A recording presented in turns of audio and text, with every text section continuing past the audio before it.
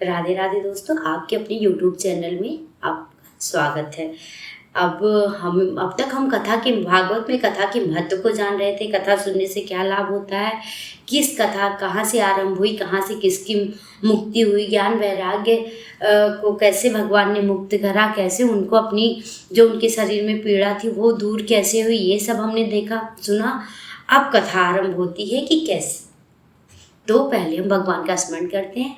वडानामार संघानाम रसान्नम छंदसामपि मंगलानाम कर्तारव वंदवाड़ विनायक कृष्णाय वासुदेवाय हरे परमात्मने प्रणतः क्लेशनाशाय गोविंदाय नमो नमः। हर हर महादेव। राधे राधे। एक बार भगवान विष्णु ने देवताओं के परम बूढ़े क्षेत्रों में नवमी सारण सौनक द्वीप में ऋषियों की भगवत प्राप्ति की इच्छा से सहस्त्र वर्षों में पूरे होने वाले एक महान यज्ञ का अनुष्ठान किया। एक दिन उन लोगों ने प्रातःकाल अग्निहोत्र नित्यकृत्यों से निवृत्त होकर सूर्य जी का पूजन किया और उन्हें ऊंचे आसन पर बैठाकर बड़े आदर से प्रश्न किया। ऋषियों ने कहा, सूर्य जी, आप निष्पाप है, आपने समस्त इतिहास पुराणों धर्मशास्त्रों को विधिपूर्वक अध्ययन करा है।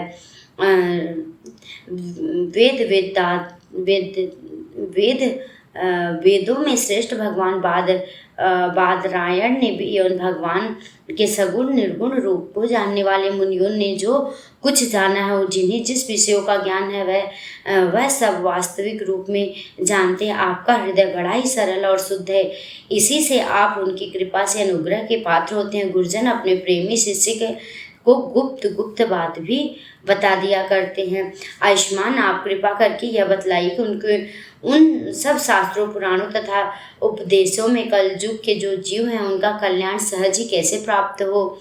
इस कलयुग में प्राय लोगों की आयु कम हो गई है और साधन करने में लोगों की रुचि प्रवृत्ति भी नहीं है। लोग आलसी हो गए, उनका भाग्य तो मंद ही है, समझ भी थोड़ी है। इसके साथ ही वे नाना प्रकार के विघ्न बाधाओं से गुजरे रहते हैं। शास्त्र भी बहुत से हैं, परंतु उनमें एक निश्चित साधन का नहीं, अनेक प्रकार के कर्मों का वर्णन किया गया है। साथ ही इतने बड़े हैं कि उनका एक अंश सुनना भी कठिन है। आप परोपकारी हैं, एक अंश सुनना भी कठिन है। आप परोपकारी और बुद्धि से उनका सार निकालकर प्राणियों के कल्याण के लिए हम श्रद्धालुओं को सुनाइए, जिससे हमारी अंतःकरण की शुद्धि प्राप्त हुई। प्यारे सूर्य, आपका कल्याण हो। आप तो जानते हैं कि यदुवंशियों के रक्षक भगवत वत्सल भगवान श्री कृष्ण वसुदेव जी की धर्मपत्नी देवकी के गर्भ से क्या करने की इच्छा से अवतीर्ण हुए थे।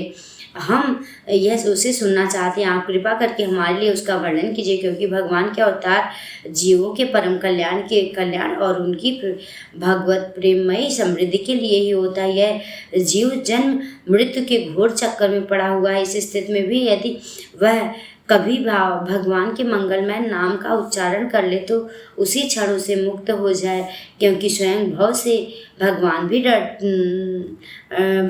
से डरता रहता। सूर्य जी परम विरक्त और परम शांत मुनिजन भगवान के श्री चरणों में रहते हैं।